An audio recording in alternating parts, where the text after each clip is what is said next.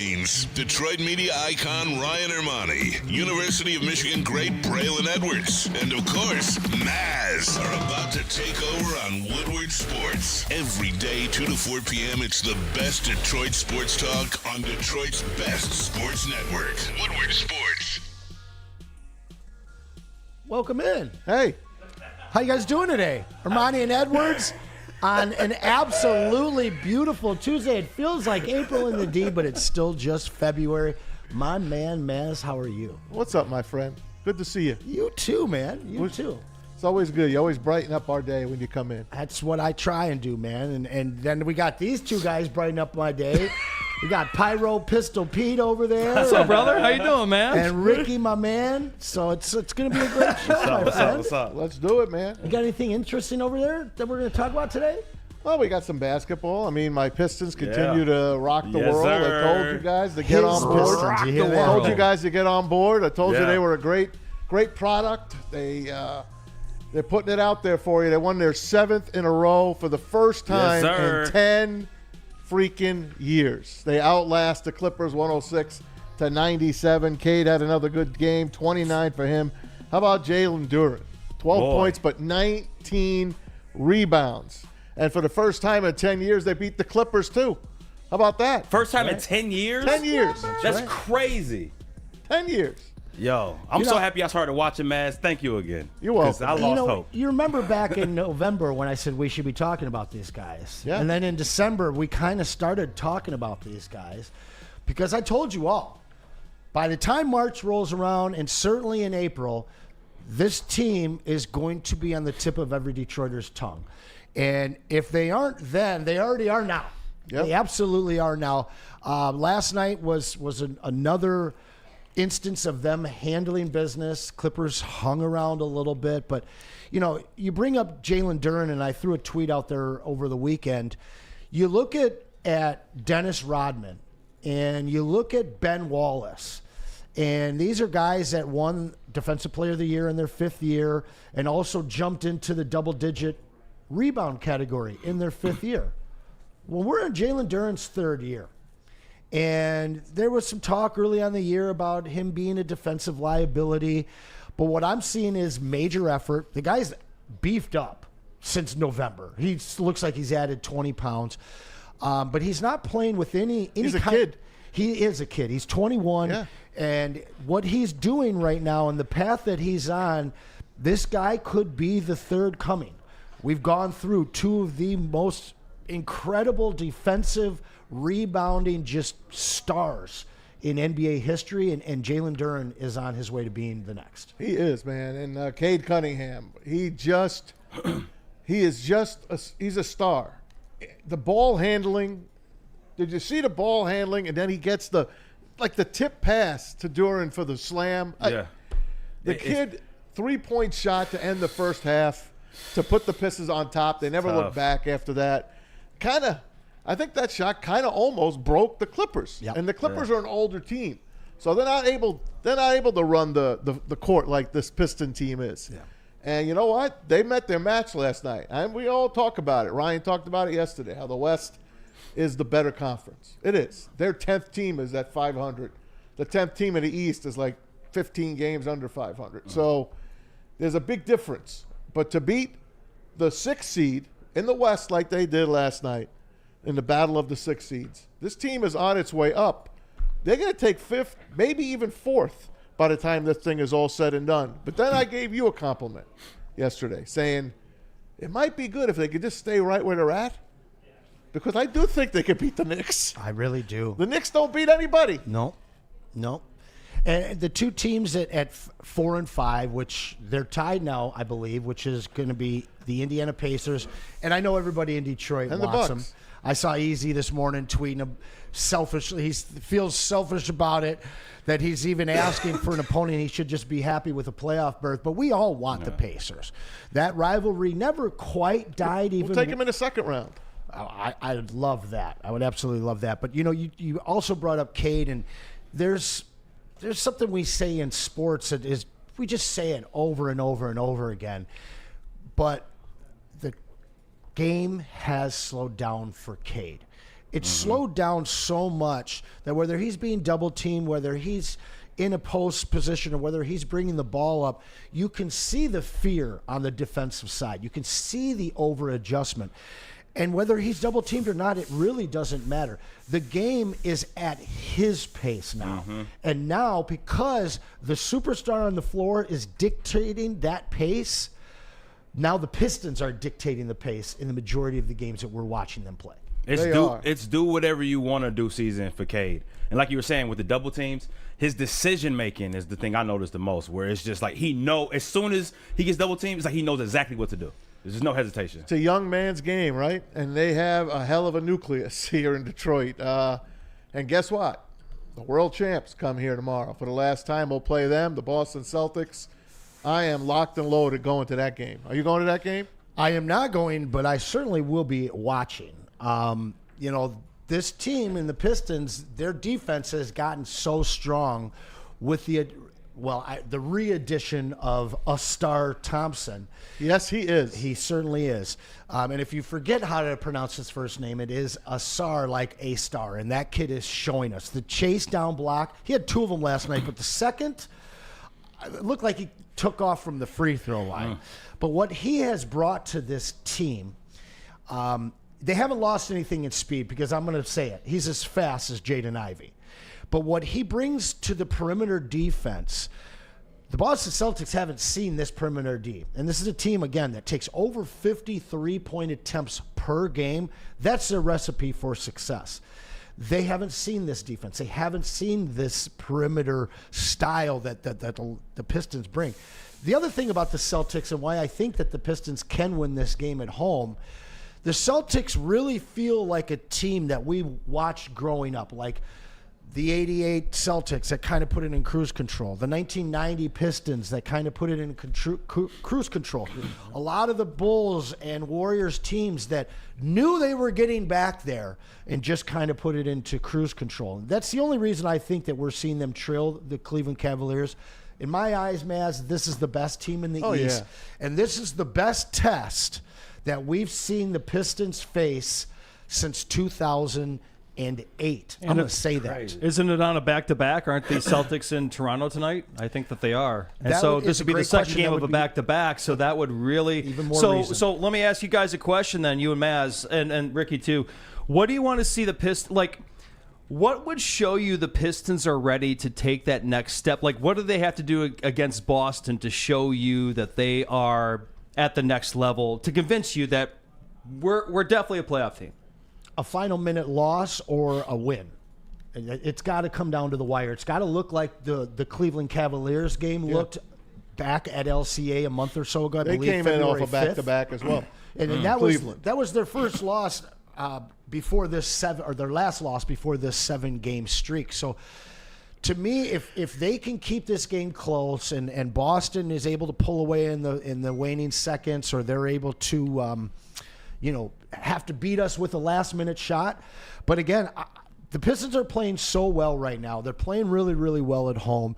And I really believe that the Celtics just haven't seen this team. Well, they got early on in the season, that team and this team, they're too different. No doubt. But you know what? It's a regular season game. I'm still going to stick with that. And I know the Boston Celtics are just basically in cruise control, like you said. They're just going to wait. They're either going to be the first or the second seed in the East, and they're going to go from there. They're going to get in the playoffs, and they're going to do their damage. They're the best team in the NBA. They still are. They're the defending champs. If the Pistons could give them a fight tomorrow night, I'd be real happy. If Boston decides that we're not going to play around with these guys and beats them by 10, I'm still not going to be down on this team. I'm just not. Yeah. I mean, they're not ready to beat the Celtics in a 7-game series. They're ready to beat the Knicks.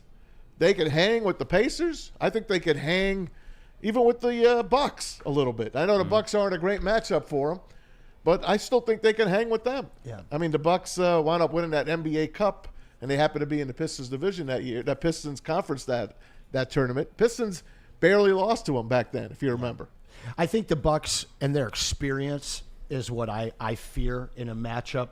I know that the Knicks had a nice little run last year, and obviously Brunson had an opportunity out in the Western Conference to get a little bit of playoff experience, as well as Cat last year too.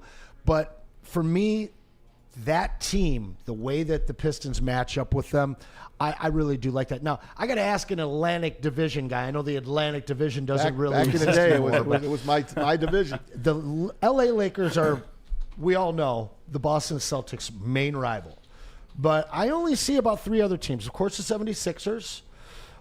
I guess you can put the Knicks in there as They well. were in the 70s. But it's got to be the Pistons. Yes. There's only 4 teams that I would see the Celtics having that kind of, hey, we want to beat them. We want to put them in their place. So that's something I would worry about tonight or tomorrow, is the fact that this is the hottest team, not named the Cavs, in the Eastern Conference, one of the hottest in the NBA, and people are really starting to talk about them. So Boston, I don't see them coming in taking this game lightly, even if they're kind of mailing it in until the playoffs. Right. I'm excited for that matchup because I'm a Celtics hater to my core. Oh, God. I've been a Celtics hater to my core since I was a sir. kid. Hey, Tommy? The Knicks and the Celtics had in the 70s. There was major hate between those two teams. Of course, the Knicks fell off. The Celtics continued. But we got $5 thrown in the super chat from Byrne. There we go. He says, I was at LCA last night. That place gets ear-piercing loud even when it's not full. Also, I guess it's the thing to MVP chant when Cade is shooting free throws. Nice Well, call there, Byrne. What I did see in the game, the last few games at home, is the lower bowl's full. And we Pretty haven't much. seen that Pretty much. from any Pistons It's team always at a late LCA. arriving crowd for Yeah, some reason. and it always has been. Because there's so much to do at LCA. When you go there, you're like looking around and saying, wow. I mean, it's the the place parking. is like Mall of America. Nah, it's parking, man. It takes forever to get inside. 100%. LCA. I got to be what it honest is. with you. I rank LCA a little bit underneath FC Detroit's team or their stadium over there in Hamtramck. I can't stand LCA. Keyword Stadium. Yeah, there you go. LCA, to me, I don't find a bunch of things to do. There's like one bar in there. There's no Terrace Club. There's no Palace Grill. That's because it's not there yet. You have to give it time to marinate, to become the Palace. I'll give it a chance. I'll give it time. But This is the first Ricky's time they're onto winning. something, though, with the parking. There are a lot of things to keep people from the seats early on. And one of those things was this team's play. Yeah. But that's not the case anymore. And seeing that lower bowl full, I believe it. I believe that it's loud in that building. And I'll tell you what. It is. When April comes around and these guys, man, imagine if they were hosting a playoff game. Because game 1, LCA will be sold out. Hey, man, Cade last night, 29. I told you 32. he hit that 32, baby. Did he finish with 32? 32. He hit that Nice. three-pointer at the end of the first half to really put them over the top. After the game, they caught up with him. And the main man, Cade Cunningham, talked about the Pistons want to earn the respect of the NBA. Just not getting ahead of ourselves, staying, with the one game at a time mindset. I think, we still feel like we have to earn the league's respect, and we do still have to earn the league's respect. So every night you have to come with it. You have to play with that grit. You have to play with that sense of urgency. And that's something I think we've gotten better and better as the seasons went on, is maintaining that sense of urgency each game or finding it within the game. And so, that's the main reason why we've been able to stay afloat. But also, Coach Big Staff, his staff, I think he's Coach of the Year, obviously. But the things that he's done, how prepared we've been, it's no reason. I'm not surprised that we won so many games. We feel more prepared than other teams. 2 things. One, I want to come back to the Coach of the Year, Me Maz. too. First thing, though, I want to come back to what Ricky said, and that is Cade cutting down his turnovers. Early on in this season, first half of the season, he was over 5 per game. His last 10, he's been at 3.8 turnovers per game. The last month, he's been at 4. That's brought him down to a 4.4. He's learning, man. You look, he's gotten so smart. And again, that game has slowed down for him, too. You look at the top 10, top 15 usage guys, the superstars in the NBA, and they're all up high in turnovers. They're in the 4s. When Cade was in the 5s, it was a bit of a problem. And I know it's only 1 turnover a game, but we've seen some games that have come down to what that 1 turnover could turn or change. Cade is doing it in every way. Defensively, offensively, leadership, but he's super, super efficient. And I think a lot of that has to do with the coaching. And we've seen 2 other coaches in Detroit get absolutely jobbed out of a Coach of the Year award. One in A.J. Hinch, and what he did with the Tigers last year, and the last 2 years, pick one for Dan Campbell. Absolutely. But I think in J.B. Bickerstaff that we now have a guy that has taken a team from worst to a possible home playoff series. Is this the NBA Coach of the Year, in your opinion? Totally. And I'll tell you what really pissed me off. Yesterday, I was scrolling around on Twitter or X, and I saw Stephen A. Smith throwing his crap out there saying that he thinks the guy in L.A. should be looking. For what? He should be Coach of the Year. He says J.J. Redick. You mean LeBron? Should be the Coach of the Year. Meanwhile, he's got LeBron and Luka on that team. And what are the Lakers going to do? What did they do to garner that coming out of his mouth? Well, and you know what? It fits their mold. It fits the ESPN mold. It's always going to be dissing Detroit. It is. Yeah. They're never going to give the Pistons their due. Nope. They're never going to give the Lions their due. Nope. They're not going to give the Tigers their due. Nope. Neither the Red Wings either. Nope. It's just, it is. It's Detroit against everyone. It truly is. But that really got under my skin. And that's why I don't watch those shows. Yeah. I don't watch those shows. If you're not giving it to J.B. Bickerstaff, the worst record in the league last year, almost in league history. One of the 2 worst years ago, they had the sports worst teams ever. record in league history. And, of course, they got jobbed out of Victor. This year, they are now the 6th, really the 5th seed in the NBA East. Hats off to you, JB. Absolutely. And I'm not a Lakers defender. They are 8-2 in their last 10. Mm-hmm. They're now the 4 seed, actually above the Rockets right now. For a team that, barely got into the play-in game and lost and wasn't able to move on, seeing them jump up to the 4 seed, I guess you could give them a little bit of love, but they failed last year as a team. They should have been better. They should have had at least a 6 seed. What JB has done here with this team, I think Braylon and I were talking about the lost and found team, and we have drafted so well with Troy Weaver, but they couldn't put it together. And now you bring in a new coach and you bring in some parts that are a little bit cast off and forgotten in the NBA, a guy like Tobias, a guy like Malik Threasley, and a guy like our very own Tim Hardaway Jr. These guys have become the glue on this team with the puppet master in JB really running things. I don't know what they could do for him not to win it. I mean, maybe fall back into the playing games and lose a game where you don't play in the playoffs. I don't see it. Outside of that, I just don't see anybody else that can take it from him. I mean, the Grizzlies moved up, but they also have a healthy Ja. Everybody else, the Mavs, the Timberwolves have both regressed. And in the East, I think the only other team that you could really look at would be the Cleveland Cavaliers. Yeah, but didn't he get Coach of the Year last year? Did he? I think he did. Okay. I think he did. Well, there you go. Maybe, they're not giving it 2 in a row. Maybe I'm wrong on that one. But I'll tell you what, it's a jinx anyway. Because NBA Coach of the Year, don't they always get fired a year or 2 later? It's happened so many times. It's happened. So it really doesn't matter. Like Dan Campbell didn't get Coach of the Year. He should have. But really, did it matter? We didn't win the Super Bowl. Oklahoma City. That's really all that matters. Oklahoma City City's was the Mark Daigneault actually won Mark it last year. Daigneault. Hey, good for him. And they're the top seed in the West right now, right? Yeah. So another team that came from trash to the top. So. Young team, like the Pistons. Yeah. Very young team. Yeah. And what was the difference? And what did both of them have? They both had Troy Weaver. Yeah. They both had Troy Weaver. That's your guy. That's right. The OKC, though, I don't know if you guys understand. Their number 10 draft pick, they're not even trying to have play this year. He's not with the team. They had 3 picks after him from 24 and 2 more in the second round. Mm-hmm. All 3 of those rookies have played every game this season. Crazy. Oh, yeah.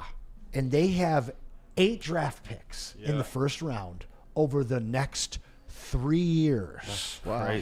So are they going to realize those draft picks when you've got a young core like they have with Chet, my boy J-Dub, and, of course, SGA? Probably not. But when you can take those kinds of picks and parlay them into a disgruntled superstar, somehow the best team in the NBA only gets better. Start of a dynasty. How about tonight's game? There's a special game on the docket tonight. Oh, my It's bad. going to be a late one, 10 o'clock start. But it's Luka and the Lakers hosting his old team, the Mavericks, for the first time. It'll be on TNT tonight. The NBA is excited about this one. They think it'll be their highest-rated game of the year, even though it's at 10 o'clock at night. This one is going to be in L.A. It will not be in Dallas. I wish it was in Dallas. I would have loved to have heard the crowd when Luka was there. We'll have to see that another time. But that should be a fun game tonight. I might tune in there and see how it's going to go. Yeah, I definitely am going to be watching that one. Listen, those guys still defend very, very well in Dallas, even without a healthy AD. They're definitely going to be fired up. I think Max Christie is yet the latest guy that's escaped LeBron and doubled his statistics. Max has been great in that trade. You look at the 4 games that the Lakers have played with their new superstar in Luka. The first 3 did not go well. The last one, they had 4 guys scoring 20 or more. Rui with 21, Bron with 25, 23 for Austin Reeves, and Luka Doncic put up 32.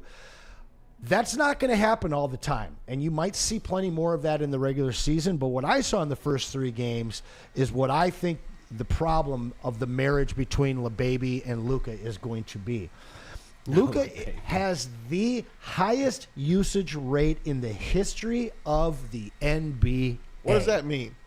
That means the ball's in his hands. Okay. And that whether he's facilitating, whether he's running the break, whether he's setting up the offense, or whether he's just shooting, which he does a lot of, the guy needs the ball in his hand. Now, there's another guy on that team, LeBron, who's also a historically high usage guy.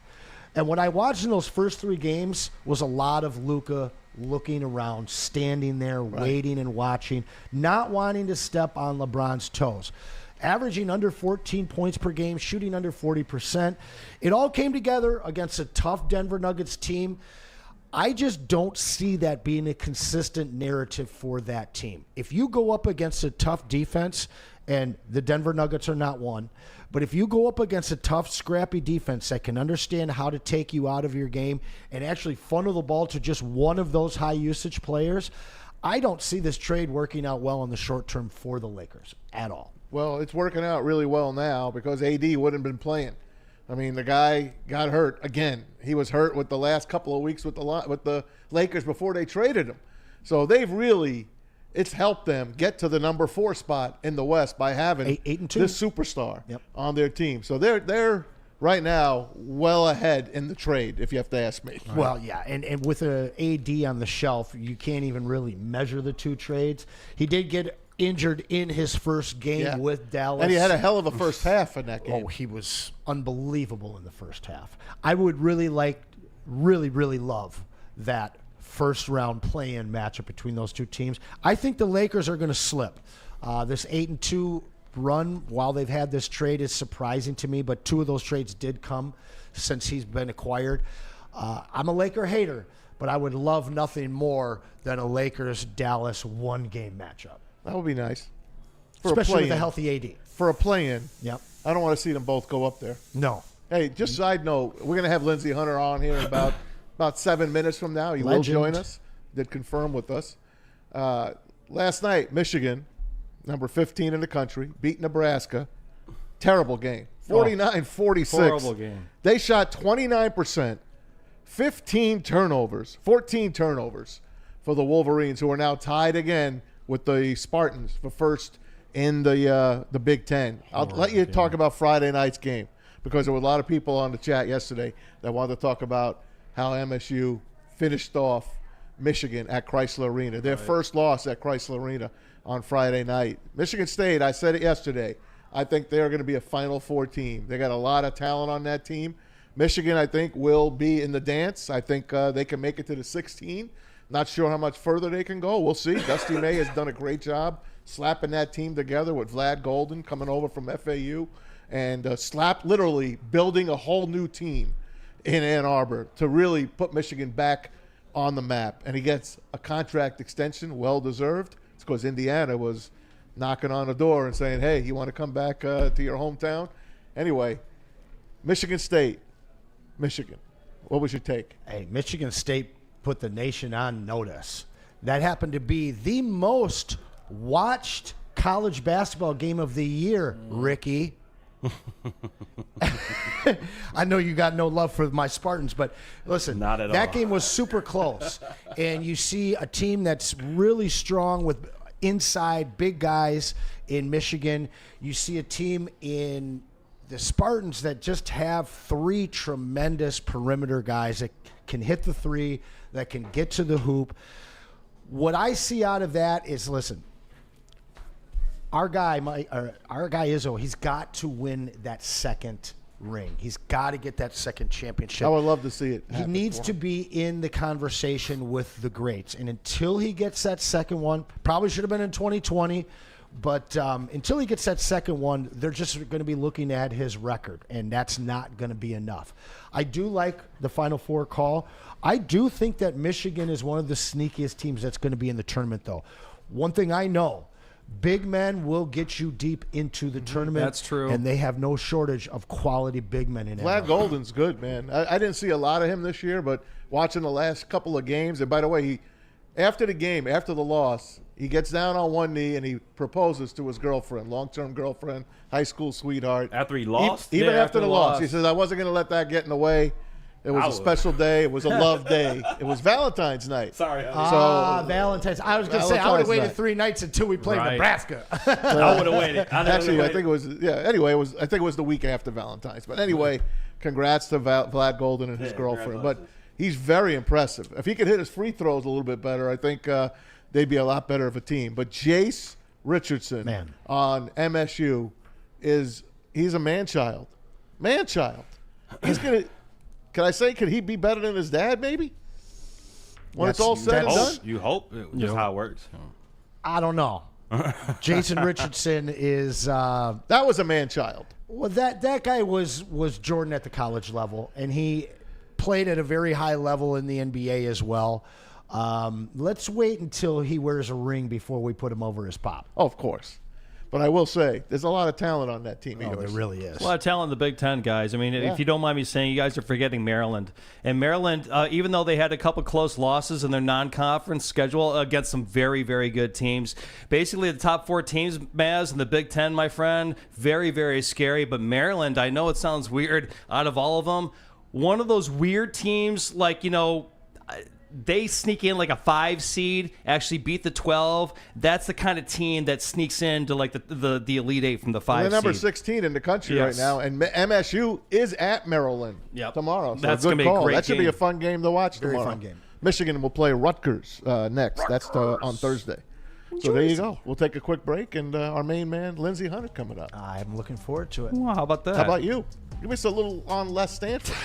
Listen. The sun is out. The weather's breaking. There's no better time to get into a car right now than during the Les Stanford sign and drive sale. 0 security deposit, nothing to do with signing, no first payment, and you don't have to pay an acquisition fee. You get yourself into a 24 Envision for only $239 a month, or for $10 more, you can get a 2025 Sierra Crew Cab Elevation, or get into the Hummer, the 2025 Hummer EV SUV for only $789 a month. Make sure you get to Les Stanford today and check out their amazing inventory at the sign and drive sale.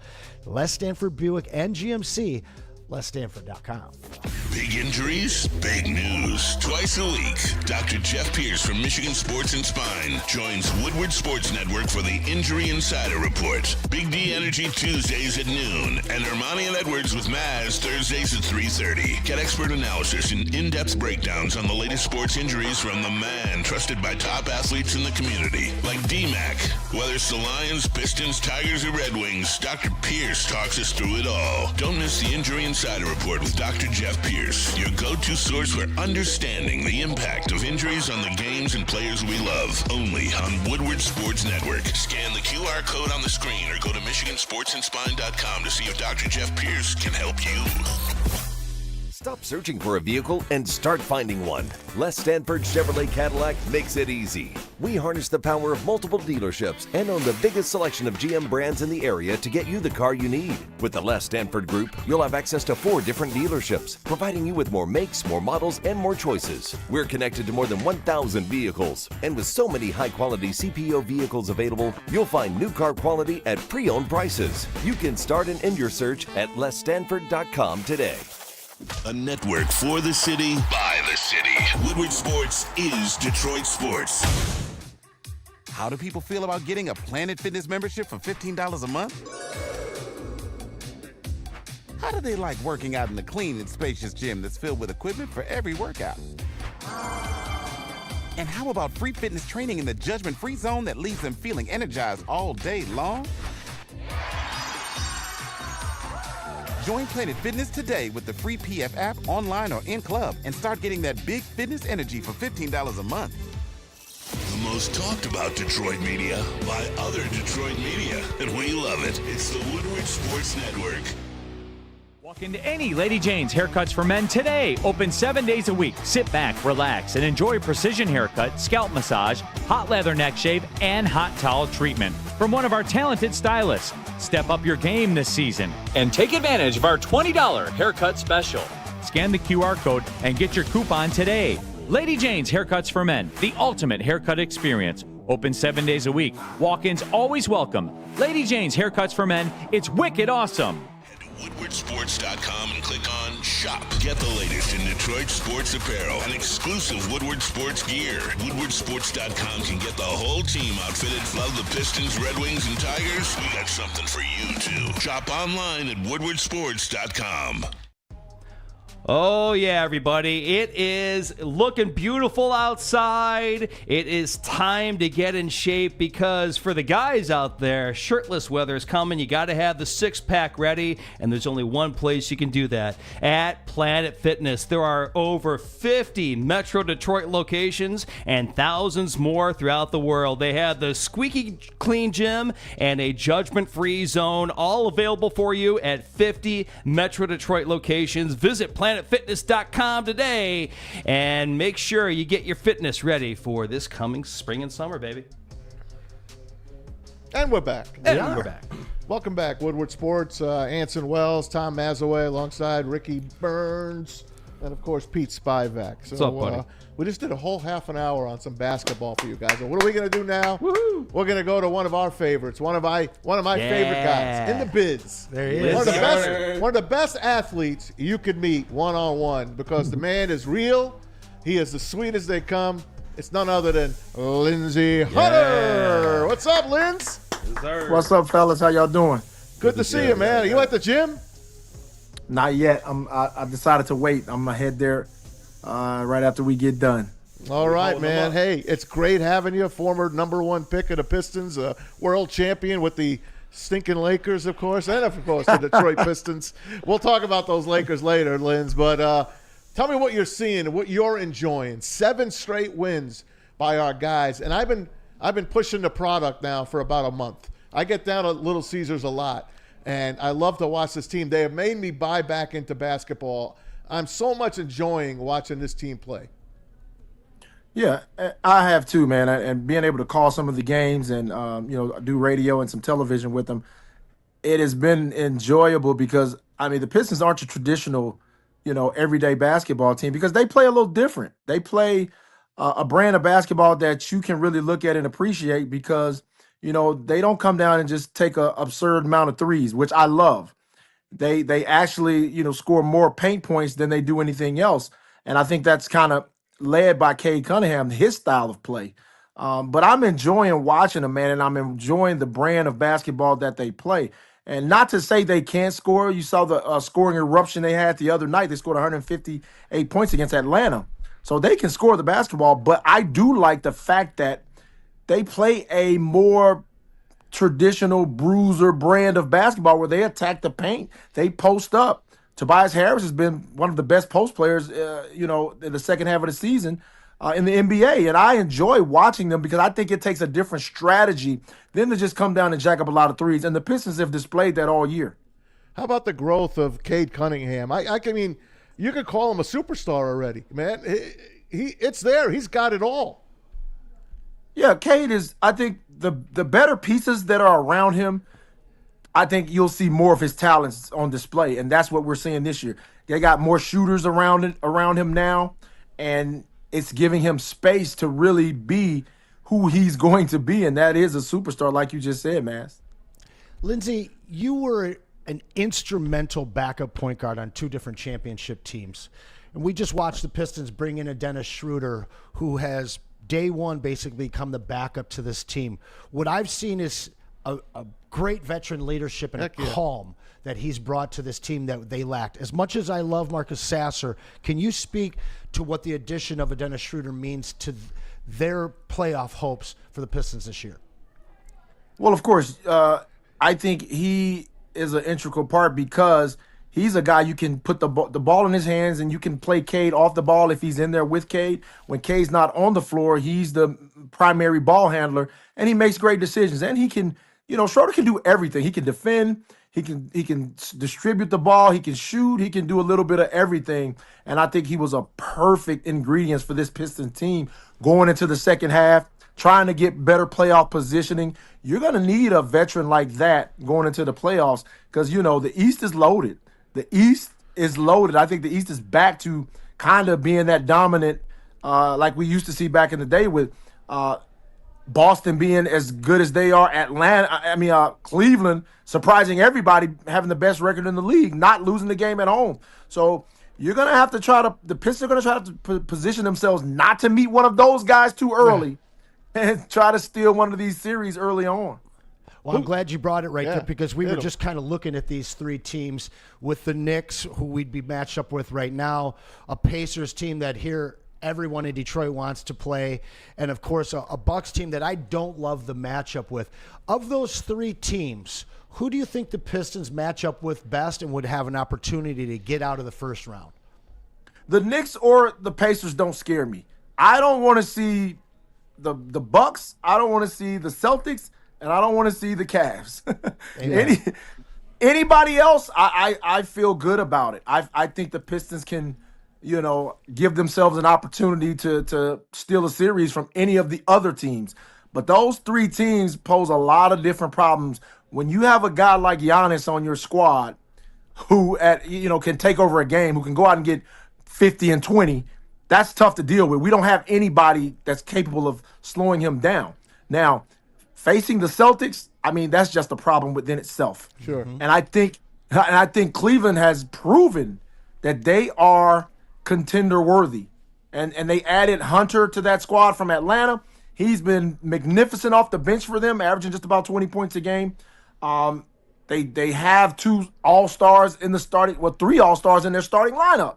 So they are formidable contenders. And those are teams you want to stay away from, until you're ready to step up to the big boy plate. And I think we're growing to be that. We're gonna have to add some things in the future to push us to that point. But I love where we are right now, and I think we are a team that nobody wants to see in the playoffs.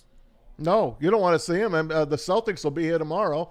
That'll be a nice matchup. I know it's a regular season game, and Boston's probably not going to put everything into that game, but that's a big game for the Pistons. Are you going to be at that game tomorrow, Linz? More than likely I will be. And anytime you play a team that's won a championship, it's just, I've been on both ends of that. I've been on a team defending a championship, and everybody plays like it's the playoffs. So you get everybody's best shot. And I think Boston is the type of team that, I think they have the best starting 5 in the NBA.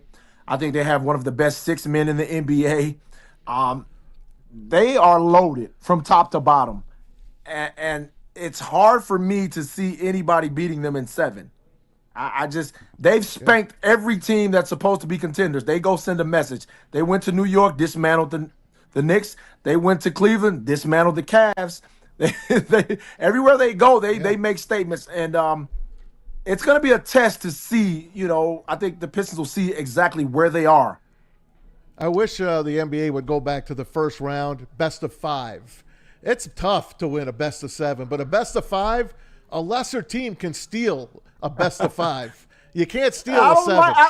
I don't like that. I want the best teams to win. I don't want anybody sneaking in, stealing something like the Denver Nuggets did that year against Seattle.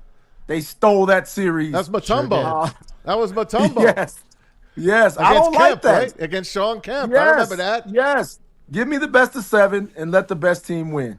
I don't know, man. Now, look, besides Cade Cunningham, sorry to cut you off there, Anson. Besides Cade Cunningham, I've seen a lot of growth out of this team. Asar Thompson Anson called him a star Thompson. This kid is playing great basketball. I love Ron Holland, what he's bringing. And look, I wanted them to draft Dalton Connect. I watched him in the You're not Elite wrong. Eight. I watched wrong. him. Yep, when he was at Little Caesars with Tennessee, I'm like, I want that guy. And I'll tell you, but Ron Holland, very impressive. And I love Jalen Duren. Well, all those guys you've named, I think it took a little time for everybody to kind of find their niche.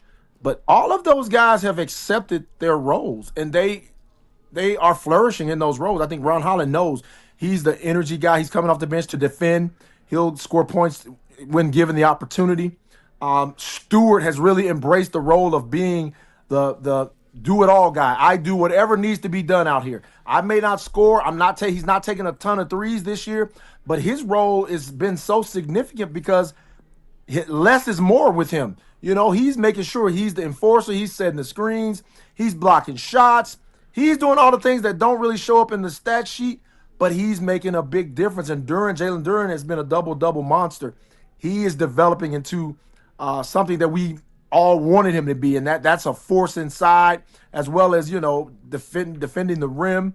All of those guys, man, are really, really settling into their roles, and it's a beautiful thing to watch. Basketball is fun again, and I love it because I really can identify with this team because of the way they play. If you look at the NBA and look at all around statistics, you see Boston Celtics are taking 53 threes a game. Yeah. The Atlanta Hawks are taking 45 threes a game. Yeah. It just, to me, and this is my own personal pet peeve, it doesn't take much strategy to jack up a bunch of threes. No, it doesn't. They're like the little pit bulls, man. They're like the little pit bulls. Right. It just doesn't take much strategy. And I think everybody fell in love with this West Coast, Oakland, Steph Curry era. That's different. Everybody isn't that guy. Everybody didn't have Steph Curry and Klay Thompson that you could live with them jacking up a lot of threes because they're going to make them. Heck yeah. But I think the league has went too far that way, and I think with the combination of changing the rules defensively, the analytics saying we want threes and layups, all of those things combined has made the league a little different, and I think it went too far. I think taking some of the defensive advantages away has made the game too free-flowing. I think you need a little roughness in the game. Amen. And I think they're trying to get back to that. Watching the games last night, it was a lot rougher than it normally is. They swallowed those whistles a lot, and I love that. Mm-hmm. I'm a guy that fouled every possession, so I love that. I love that. No doubt. Coming from a guy that played with Bill Laimbeer and Isaiah and Joe, as well as won a championship with the Going to Work Pistons, some of the hardest hitting guys that we've ever seen out there. You mentioned Isaiah Stewart, and we also talked about 3-point shooting in the NBA now. Beef Stew, we see all these big guys in the NBA want to shoot the three, and we saw a lot of that from him last year. What we've seen from him this year, as you mentioned, I have to tip my hat to JB Bickerstaff. And what he's done is found the roles for everybody on this team, and they've all embraced them. We started the show off talking about his chances for the Coach of the Year. At this point, at the end of February, who is your Coach of the Year in the NBA?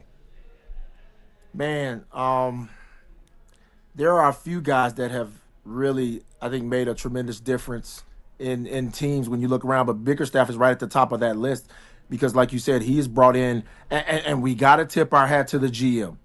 We have to. Trajan Langdon went out and identified the type of players that he wanted to build, to start this thing over. And from day one, he didn't rush the process. He let everybody know this is going to be a slow process. We're going to make sure we build it the right way. And I think it's taken off faster than even he could have imagined. But he has put the right pieces around Cade Cunningham. And those guys have bought into Bickerstaff's system. And we're seeing the benefits of it right now. So I think the credit goes across the board from the GM to I would even say Tom Gore's having the wherewithal to say, hey, I messed up. I made a $100 million mistake. I'm going to fix it. and whatever comes of it, I'll take the blame for it. And he did a great job of, starting from scratch and hiring these guys and letting these guys do what they need to do to make this organization relevant again. And I'm happy that Detroit is now a sports town where everybody's thriving. We got a young team here. We got a young Lions team. The Tigers are doing well. The Red Wings are doing, and it's a great time to be here now. Hell yeah. I believe the word you were looking for when it came to Tom Gores was cojones, and I'm glad that he I found was them gonna this- say that. I just I'm glad he found him. But all right, I'm going to switch over to fan, because I've been a fan of you since I was at the Palace in 1993. Got a chance to Long see time you ago. get drafted. You still look great, though, my friend. I want to trying. know what it was like for you and Alan Houston to come here to Detroit, to kind of be anointed as the successor to a Hall of Fame Isaiah Thomas, as well as Alan being the successor to a future Hall of Fame Joe Dumars. Talk about the responsibility that you felt on your shoulders, the weight that you felt, and how you were able to craft your own career, a two-time champion. Well, I think we didn't have a clue of what was in store for us, and we didn't know what we were walking into. Of course, I was always deemed the next Isaiah Thomas, and I've looked up to Isaiah since I was a kid, because I was a small guard. So my dad told me I couldn't play like Magic Johnson. So I started emulating Isaiah Thomas, and I wore number 11 in high school and in college. I watched his tapes back when they had VCR tapes. I had VCR tapes of Isaiah playing in the summertime. So I emulated him my whole life. So getting to sit down and actually be a teammate of his and be mentored by him, man, was fascinating for me. I had a tremendous rookie year under his tutelage. I just think, when you start learning the business of basketball and seeing all the things that transpired in Detroit, our rookie year was a bunch of turmoil. So we had to deal with a lot of that stuff, and we learned on the fly. But it was fascinating for me being around Isaiah Thomas and Joe Dumars, guys that I had watched in the NBA Finals, and now they were actually my teammates and guys that were speaking into my life and teaching me things about the game. And I think I attribute that to me being able to play 17 years in the NBA, a 6'2" guard from Jackson State, which, is very rare. So I took those things to heart, and I really learned a lot from those guys. Even Bill Laimbeer, his short time here with the Pistons that I got to experience it with him, he surprisingly, because all the things you heard about him, he was a jerk. But, other than kicking the balls in the stands and making me and Alan go get him at practice, that was the one thing that I still regret about him this day. But he really grabbed us and he talked to us about the life of basketball players. And I'll never forget that. Hey, Linz, I know everyone wants to be the first guy picked in the draft, but back in '93, did you have a team that you wanted to go to? Well, so I always, how they glorified the Lakers, right? Of course. We were just talking. Everybody, it was the Showtime Lakers. It was palm trees. It was every time they came on, everybody was watching. So I was like, man, I would love to go to L.A. and get a convertible and drive down, Sepulveda Boulevard and Redondo Beach, So you got your chance. And it's crazy, huh? You got your chance later in life. Oh yeah, later on, but I would have liked it when I was 21. Yeah, sure. Man, I don't blame you. The Laker girls, Paul Abdul. Come on, man. Boy. Well, the crazy thing about it is, I visited. I worked out for the Lakers, and I'm sitting there with Jerry West, and he's telling me he's going to draft me. He was like, "Yeah, we're drafting you. You're going to be our starting point guard. Wow. We're going to move you out. We're going to move you out here a week after the draft, and we'll have everything." I'm sitting there, and I'm blown away. I go back to the hotel room. And lay on the bed with my Laker hat on, and I called my dad, and I was like, "Hey, we're going to L.A." Little did I know, the Pistons had other thoughts, but it worked out for the best. I'm glad I came to Detroit. I wouldn't change it for the world, because this is home for me, and I've since day one when I got here, everybody made me feel like this was home, and as you can see, I never left. Yeah, we love that you call yourself a Detroiter and you lay your head here Definitely. in Metro Detroit. I got two more questions for you. I want to go back to 2004. You get traded to Boston for Mike James. Did you know what was happening? Did you know you were coming back to Detroit? How did you feel during that time? And how did you feel when you came to Detroit after all of the deals had happened? Did you know you were getting cut and had a chance to come back to Detroit? How were you feeling at that time? I'm not supposed to say this, but yeah, the whole thing was already worked out. Yes! I've been wanting to know that for a decade, my friend. The truth comes out. Hey, man, you're safe, man. I think you're safe by now, brother. Yeah, that whole thing was already worked out. I knew I was going to Boston. They were going to buy me out. But I was happy because I was getting 2 deals. I was getting bought out. I got that money, then I was getting a new deal. So I was like, man, I'm double dipping. with a ring to boot. I got the double dip for one time. I see how those guys feel. They get the double dip. So that was good for me. And the fact that we came back and we acquired Rashid, and everything changed after we got him, man. I tell people all the time that, Sheed and I are closer than anybody else. And, we were like, 2 old men that were totally polar opposites. We argued fussed about everything, but we sat next to each other on the bus. We sat next to each other on the plane. Yeah, we were brothers. But we argued all the time. But that was my guy. And I tell people all the time. One of probably the most talented power forward I've ever seen in my life. Like, there's nothing on a basketball court that she couldn't do. Defensive-wise, one of the smartest, sharpest guys. He transformed that team into a clear-cut championship team. Absolutely. Yeah. The acquisition of him put us over the hump. And we knew after we got him and we played about 5 games, it was like, oh, it's over. It's over. Yeah, that was probably the best week that a Piston fan has ever had that I could think of. Honestly, it was unbelievable. And then to see you guys take it all the way. All right. If he only covered Big Shot Bob. Yeah. Stop it, Maz. You had to ruin everything. All right, so we were all vibing, man. We were vibing, having a good time, and you had to go mention that crap. I'm sorry, man. I'm sorry. All right, I got a question for you guys, and be truthful, be honest, because I know Maz didn't think so. Who thought that we were going to beat the Lakers in 04? Me. I did. Me. I said 5-game sweep. I had money on it. The 5-game sweep.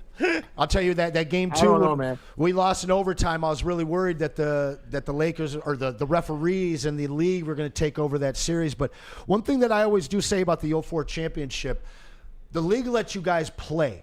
And we talk a lot here about how you can kind of manipulate a game and push it in one direction. If they wanted the Lakers to win, you'd have heard the whistle all series long. Well, the thing about it, we were so good defensively. There were games that we didn't get the whistle, but we knew people couldn't score on us. Like, it was tough. Like, it didn't matter how many fouls they called. Like, you weren't going to score. No doubt. So, and we had that confidence. And once we saw your game plan, we would go in the locker room and go, oh, no, that's not going to work. That's not going to work, and that's not going to work. So what else do they have to do? That's right. And we had the Bulldogs. Too. The Pit Bulls, the Bulldogs. Yes. Which one was it? Was it the Bulldogs or the Pit Bulls? Didn't matter. Pit Bulls, Bulldogs. There you go. All right, so I've been Rottweilers. wondering this since we were kids.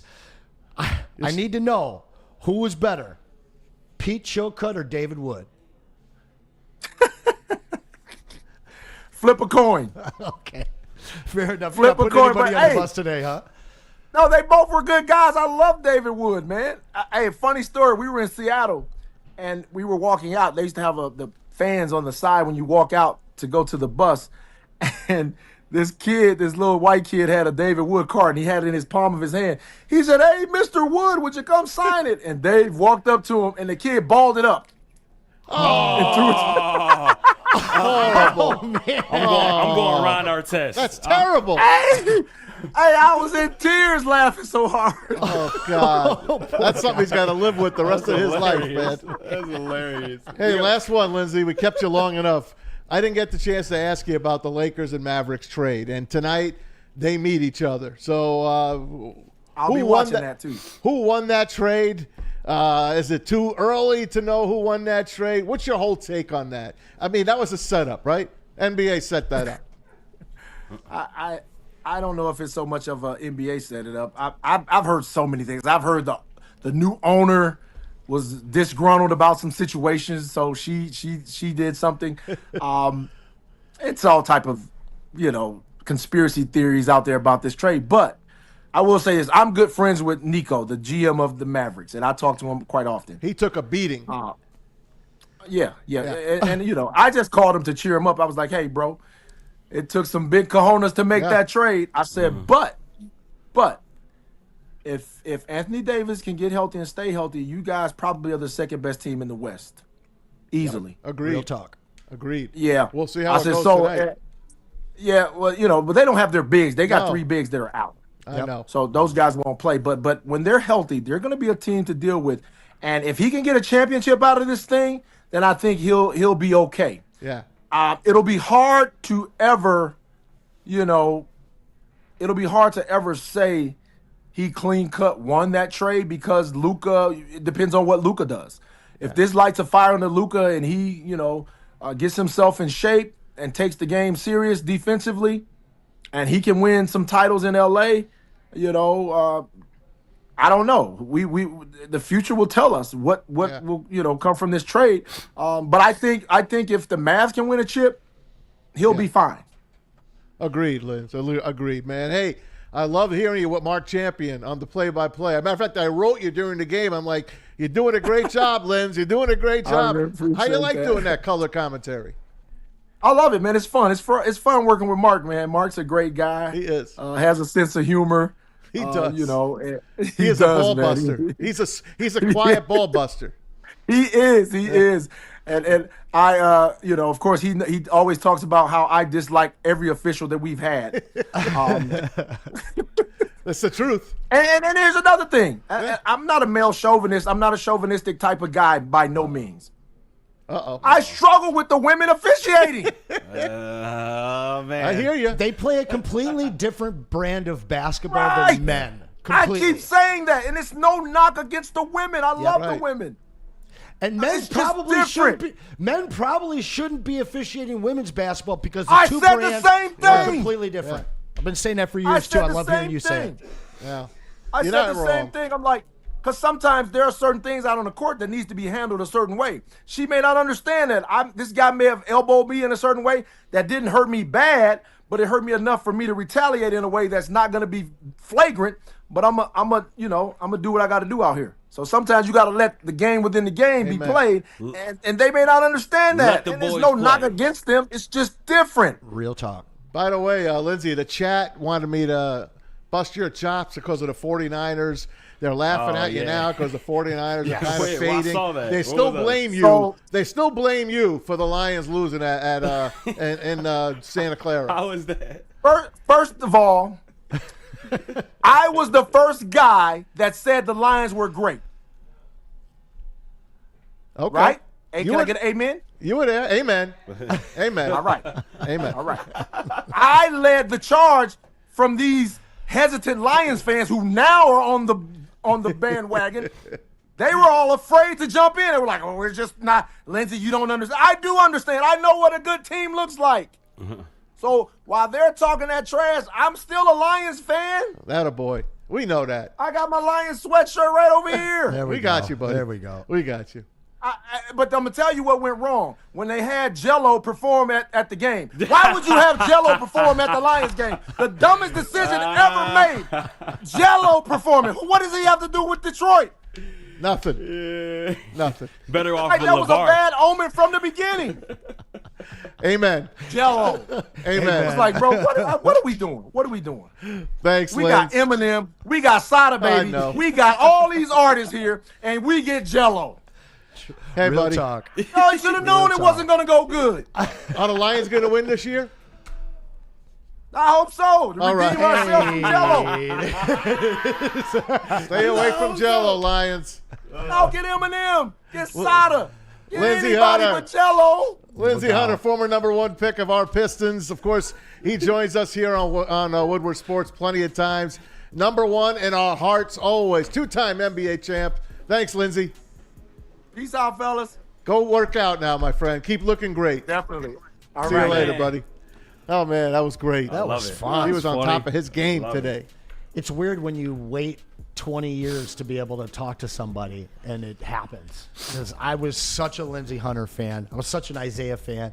I read about him looking up to Isaiah, just as he mentioned in the show here, and then getting a chance to have him come back for the 04 championship. That was special. He is a Detroiter. Amen. Hey, we just gave you an hour of basketball, guys. I know a lot of people out there love it. A lot of people are like, come on, basketball? Love it. NFL Lions. Brad Holmes talked today. We're going to tell you what he said at the Combine. Combine starts Thursday in Indianapolis.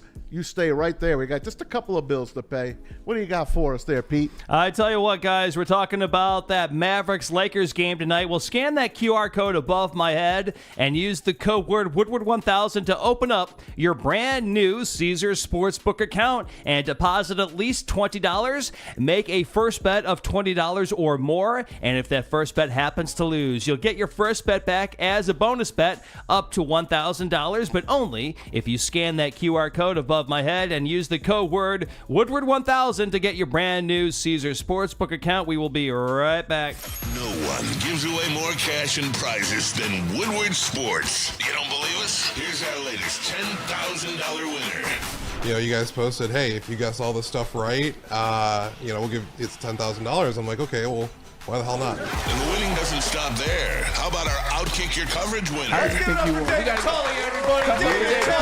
This guy's got a hot girl. Bigger prizes, bigger giveaways, cash, merch, tickets, and more. All from the biggest sports network in Detroit.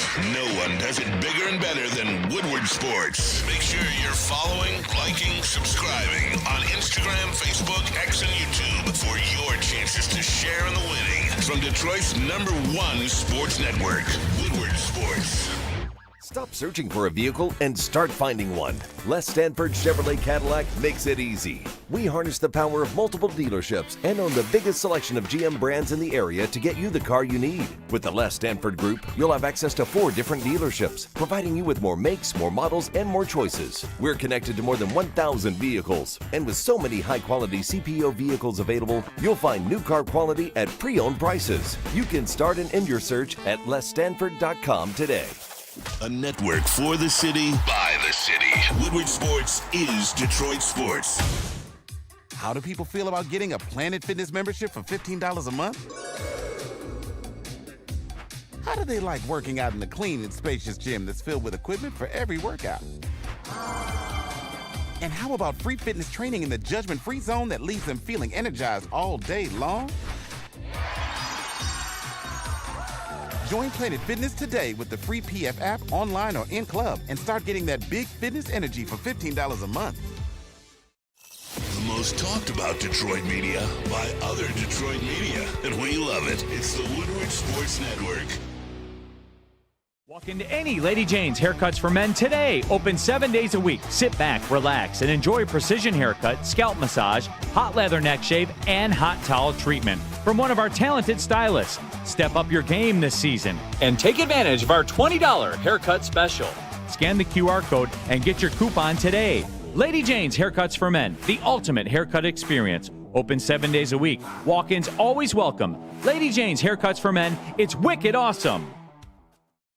WoodwardSports.com and click on Shop. Get the latest in Detroit sports apparel and exclusive Woodward Sports gear. WoodwardSports.com can get the whole team outfitted. Love the Pistons, Red Wings, and Tigers? We got something for you, too. Shop online at WoodwardSports.com. Since 2004, Lady Jane's has been taking the chore out of getting your haircut. Come on in and let their talented stylist deliver an industry-leading haircut along with the scalp massage, hot leather neck shave, and, of course, the hot towel treatment. They're open 7 days a week. You can walk in anytime, and as we know, Lady Jane's, it's wicked awesome. Yes, sir. Welcome back. Woodward Sports, Anson Wells in one corner. Tom Mazaway in the other corner. We got Ricky Burns in the sound booth. We got Pete Spivak, I'm the judge. or as my phone calls him, Spivak. I'm like, call Pete Spivak. It says, calling Pete Spivak. I have the New Zealand voice on mine. Oh, you do? Yeah, so it's calling mum. Oh, I can't deal with that. No, she gets a lot of my names wrong. Yeah, they do. They do. They do. Anyway, we just had an hour of basketball, guys. I was awesome. hope that quenched your thirst for hoops. Pistons, of course, playing tomorrow at home against the Boston Celtics. College basketball has been really good in this state as well. We've done it all for you, but we know we're a Lions town here. And we haven't even done the Tigers yet or the Red Wings. Right. Red Wings play tonight as well in Minnesota. We'll talk about that coming up. But let's talk a little Lions for you because this week is NFL Combine Week. Sir. It starts Thursday in Indianapolis. They've been doing it since 1987. It's a long time, man, to do that NFL Combine. And looking forward to it. Everyone is down there right now. What's up, Rick? Real quick, you said so the Combine started in 87. Yeah. What did they do before then? They just picked them straight out of college off tape? Yeah, basically, or workouts from the off reel to teams reel? and all of that kind of stuff. Workouts. Don't That's forget, crazy. the teams still have private workouts and stuff like that on top of all of this. Okay, I guess I never even thought about that. Abdul Carter, who could be the number one pick, the defensive end from Penn State, still recovering. He will not work out. true. He will do the interviews and all of that. There's a lot. Shador Sanders is not going to work out. Shocker. Neither is Ashton Genty. He's not going to work out as well.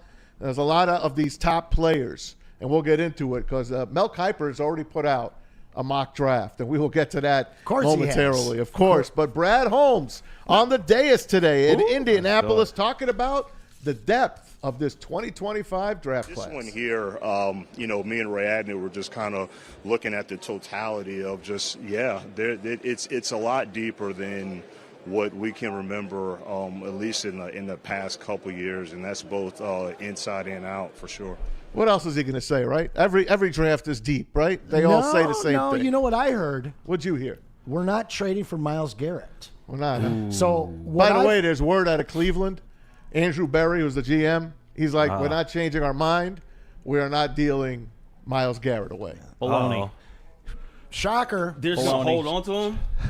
Sorry that I gave you guys the man that wants to leave. What do you call that when you give somebody something away before the movie they actually watch it? Yeah, you're a spoiler. Spoiler. Yeah, I gave you the spoiler for a few weeks now. I don't believe it still. I knew that we weren't going to be able to get through a show without talking about it, so I brought it up. But what we've seen out of this Lions team is each year we're not privy to it, but they have a list, and it doesn't matter where Mel Kiper puts these guys or the Combine puts these guys. The Lions have a list. And they always get at least one guy from their list. And having done my own work on this draft class, it is deeper. This is the deepest running back class maybe in the history of college preps coming into the NFL. Plenty of wide receivers, solid quarterbacks, not like what we saw last year, but on the defensive side of the ball, specifically on the defensive line, especially in the interior, where the Lions, as we know, need help, there are studs all over the place. But you know where we need players. We need them on that defensive line. We need them on that offensive line. Brad Holmes talked about always making the trenches a priority. We never really get too fixated on just like it's a certain position. I think I made it pretty clear that, I'm not hearing trenches are always going to be a priority for us. I just think that's where the game is won. Dan and I are aligned on that, and you just can never really have enough of those guys. Yes, always go to the trenches. But you know what? I just said that Myles Garrett might not get traded. Andrew Berry, of course, the Cleveland general manager, said, hey, look, we haven't changed our mind. But you know what, man? I know this defensive tackle class is deep. I still think you have to find a way to move those picks and get the real deal here. But if they stand pat and on number 28, we'll tell you, of course, what Mel Kiper told them, what he thinks they're going to pick. Before that, I want to bring in another guest of ours, but he's not really a guest. He's the host of the show. It's Ryan Ermanni, who is helping us out from the car today. Ryan calling in. What's up, my brother? What's up, fellas? Hey, what's up, fellas? What are we doing today? I'm good. Are you parked? No. No, I'm just pulling into my kid's school. That's great. I don't think we've ever had a guest drive and talk at the same time. Right. Highly illegal.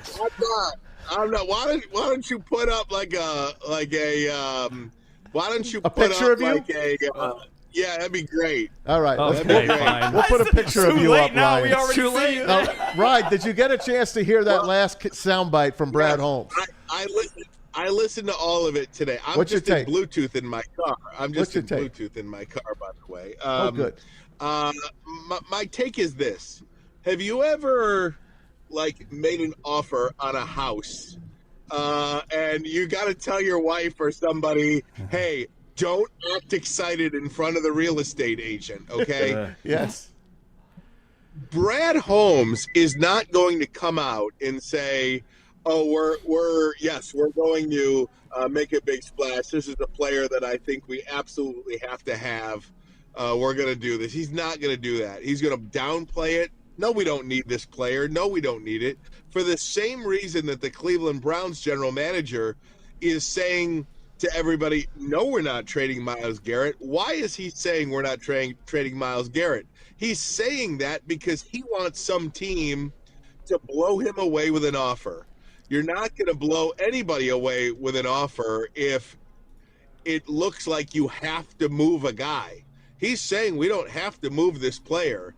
And the only way we're going to move this player is if you absolutely throw the draft book at us and give us everything we want. That's what I think. And the same is being done by Brad Holmes. He's playing chess out here. Everybody else is playing checkers. And I just feel like Brad Holmes is not going to tip his hand. Of course, he's going to say this is a really deep class.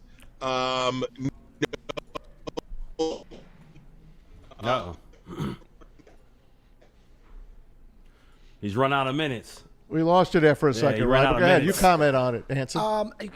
I guess as fans and as commentators analyzing the possibility of a Myles Garrett trade that brings him to Detroit, we've got to talk about the cost. And with the 28th pick in the first round, that's not a highly valuable number one pick. You talk about a team with an 11 or 12 pick, it's a much different story. Now, you give them your 2026 first-round pick. If we have Myles Garrett and I'm the Browns GM, I'm looking at the Lions having a 30, 31, 32 pick. So are we going to give them 3 late first-rounders? Would they do it for that? Is that going to outbid the other 30 teams in the NFL that have higher first-rounders that are willing to give up 2? Because I'm wondering, would you rather have an 8th and a 16th or a 30th, a 28th, and a 32nd? And I don't really see a cost that the Lions are going to be happy with that is going to be anything, under 3 picks. And you talk about 3 first-round picks. Or 2 picks and a player. It's maybe who's the player. We'd have to figure that out. I want to know what the cost is in Lions fans that think we would be able to get the Browns to be all in on this trade. And then you have to say, okay, that's the value. Who can or would beat it? But ultimately, I will go back to this over and over and over again. Nothing in the DNA or history of Dan and Brad being in Detroit would suggest that they are willing to give up multiple first-round picks, multiple draft capital for a guy they don't know and understand. Obviously, we know his play and his statistics. How he's going to come in and, evolve into a Detroit Lion with the rest of these other 52, it's just such a big risk, and it takes so much salary off of your team, and now you don't have these 4 or 5 year rookies stuck in their rookie contract that allows the salary cap to be flexible for you every offseason. That's right. Rye, you still with us? No. Oh, Rye dropped off. Yep. He's in the playground. Yeah, he's in picking the up his kid playground, right bro. now. Sorry. We'll get him back. He's But in the pool with his I sneakers understand what on. you're saying, and I guess time will tell, right? Certainly. Time will tell.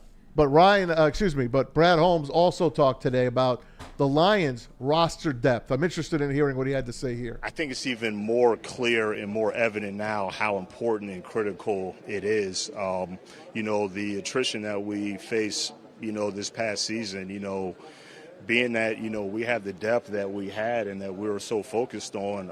I want to say it was the Chicago game when we went up to Chicago we had a lot of injuries. So it looked like on the surface that we had a lot of second backup level players on defense, but a lot of those players that we had playing for us, we had like starter level grades on them. So we felt pretty good, but we'll continue. It made it more evident that depth is a huge critical piece, and that's throughout the entire year. So it might not be first wave of free agency. It might not be the draft. It might be a Pat O'Connor during the summer that you add, and you just never know that that's going to be that critical piece that you need from a depth standpoint. We all know the Lions are they have a lot of depth. I mean, they could not have fielded a team without the depth that they've had. I mean, look what Mohamed did. Look what Pat O'Connor did. All these guys coming in off the bench, even Kendall Vildor, he did the best that he possibly could. By the end of the season, when they were losing to Washington, they had just lost Amik Robertson, and that was it. I mean, you can't lose 22 freaking defensive players and expect to compete the way you were supposed to be built. So here he is. This is his favorite part of the year, Brad Holmes. We all know that. Let Brad cook, right? That's the word. Let him cook. Grit from Dan Campbell. They're going to go out, and you're probably right, Anson. They probably aren't going to empty these draft picks and be able to get a Myles Garrett here. I would love it. I would love to see them do it. I really believe that they have enough depth with this team right now to lose a couple of draft picks, maybe one this year, maybe a one and a later round pick this year, maybe another one next year. I believe they could survive giving those kind of picks away from the way this team has been built. And I don't disagree with that because, again, Myles Garrett, this is a future Hall of Famer and arguably the best defensive player in the NFL.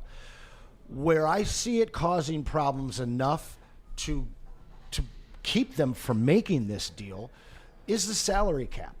And what you look at what they've done and how successful they've been at drafting players, that depth goes away quickly if you can't re-sign them and keep them in here. Right. We've had this conversation. They're not going to re-sign everybody. But J-Mo, Kirby, and Hutch, these are three guys that we know are going to be right up for extensions.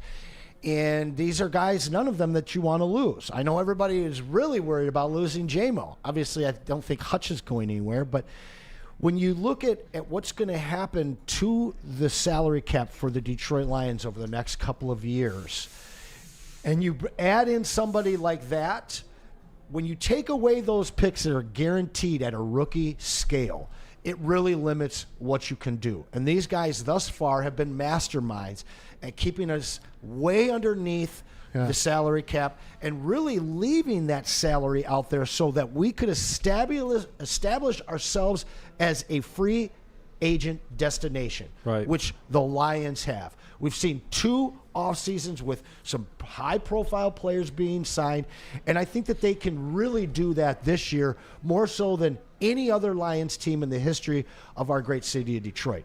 So to me, I don't see it happening. I see these guys continuing to build the way that they have and make a couple splashes in free agency, but these guys are long-term minded. They want to win 10 games every year of this decade.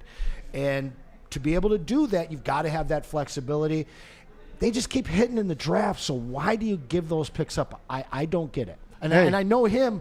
He's sitting there. I'd love to have Myles Garrett, but I love making draft picks. I know he does. I know he does. Hey, thanks to the Real K77 on the Super Chat. Right. He's like, Bargain Brad needs to grow a pair, trade for Garrett. So sick and tired of the 1-year bargain players. And you know what? They do sign a lot of guys to these 1-year deals.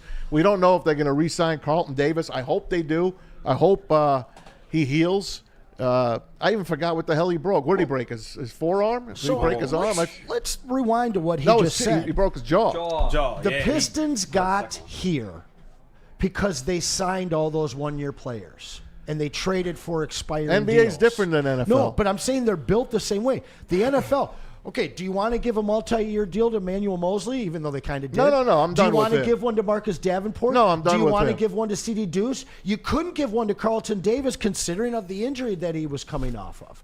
So the fact that these guys are taking chances on 1-year deals or 2-year deals, remember, We have never, with this regime, signed a player from another team on a free agent deal for 3 years or more. Right. The only players that have gotten 3 years or more have either been drafted or are named Jared Goff. Yeah.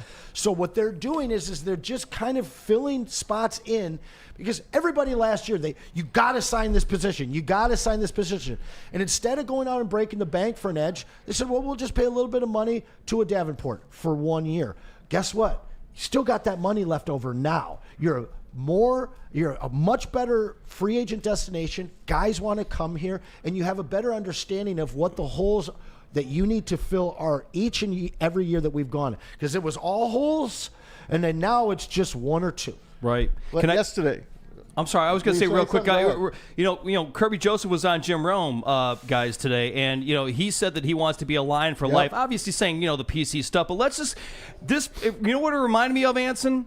Remember the question we were was it Maz? I think Maz, you may have been here or may have been on vacation, but do you keep Aiden Hutchinson, Jamison Williams, or Kirby Joseph? Do you remember that question? Pick was that two, with lose one. Right. Yeah. So my whole point is, let's say Kirby wants to be here, guys, for his entire career. He's going to want like a 4 or 5 year deal. I mean, we're not going to like fool around with 2-3 year deals if you want to be here for life. So let's do that. I mean, let's just add in that you are going to sign. The Lions want players that want to be here. Am I correct? That's the new Brad Holmes way, guys. Yes, Tom, sir. Anson and Maz. Yeah. So my whole point to you is, now you got a guy who wants to be here, and you got to sign him long term. If you want to sign him long term, he shows he has the talent. What do? Who do you choose? You gotta have to lose. Like Maz said, you're gonna have to lose somebody. If you don't take on a Myles Garrett, Right because on. instead you get high-end rookies that are locked into the rookie pay scale. And to me, everything that we've seen from the 4 years that they've been here is that's what they're going to do. You heard Brad in that cut that we played you.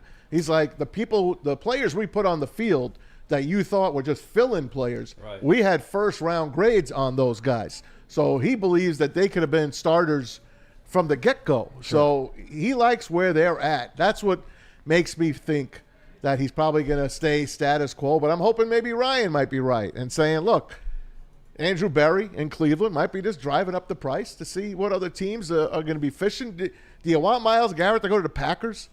Do you want him to go to Washington? No. Do you want him to go to these teams that you got to fight in the NFC? The NFC is getting better. The NFC is almost ready to pass the AFC. Yep. It's that close to passing the AFC. Yep. Yeah. And it's only getting harder. I believe the Chicago Bears, if they get an Ashton Genty in the draft, that will be the Jahmyr Gibbs that who had here, our offensive coordinator, Ben Johnson. I think if they get a running back, man, they already have pretty good receivers. And they got Caleb Williams. I don't know. I know you don't like Caleb, but I'm just telling you where it's at. You mean Catfish? Yeah, Cat. I like what Ryan Ermanni had to say about it, because if you're the Browns and you're a couple years removed from the worst trade in NFL history, giving up multiple picks for a failed Deshaun Watson. You know that you need picks, and your best opportunity to get them is by moving Myles Garrett. But if you tell the world that you're going to move them, the bidding goes down. So on that side of things, I like it. And, of course, if Brad is going to do something that we haven't seen and shock everybody, not only here in Detroit, but also in the NFL world, and make that kind of a blockbuster trade, he's not going to tip his hat towards it either. But right after that clip, I said, you know what I hear? I hear we're going to be making that trip, that pick. We're not going to be making the trade for Myles Garrett. Maybe they trade up. And they could. Yeah. Again, I'm going to come back to that 16-player list. I believe that Brian Branch was at the tail end of that list. Yeah. And they were ecstatic Second round. to see him in the second round still. I think the list now is 25 deep. And that means that for sure one of those guys will be there at 28 for them. Right. Again, though, this isn't 2 years ago Lions trading the number 12 pick. This is a 28 pick. And a team that is going to be assured, I would almost go out on a limb saying that they're going to be picking 29 or later the following season. So even if 32. there's a deal on the table, I just don't understand.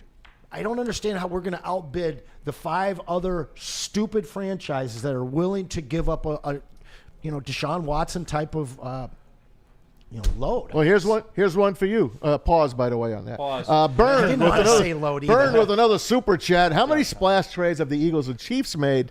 Teams that stay on top Do not do it. I don't care about the Rams. They were a unicorn back then. It rarely works. So there's Burns in your corner. Great question, Burns. I got the answer for you. We broke down the last 15 years worth of multi-first round, multi-draft capital picks. And in fact, the two teams that you brought up did actually make those trades. One was for A.J. Brown. They traded their 18th pick where they would have taken a receiver anyway, and they gave up a third. And I believe that they also got something else back in that. It's not the same type of trade we're talking about here. Then you look at the Frank Clark trade. Another deal, first, second, and a third, but they also got a third back. So you're talking about a first and second for a guy like Frank Clark, who obviously has been instrumental to the run that the Chiefs have had. Absolutely. But what you didn't see the Philadelphia Eagles do last year, coming into this year, they Super Bowl 2 years ago. Last year, they unceremonious first-round exit, and then they come back. That's a team with 2 first-round picks that you trade, and you go out and you get a guy like Myles Garrett, but they didn't. They got Kenyon Mitchell, and they got Cooper DeJean. And you saw what DeJean and Mitchell meant to them in their playoff run and ultimately in the Super Bowl. So, yes, is there a trade out there where you can give up something and get a great contributor back? We've done that. We've moved up into the first round.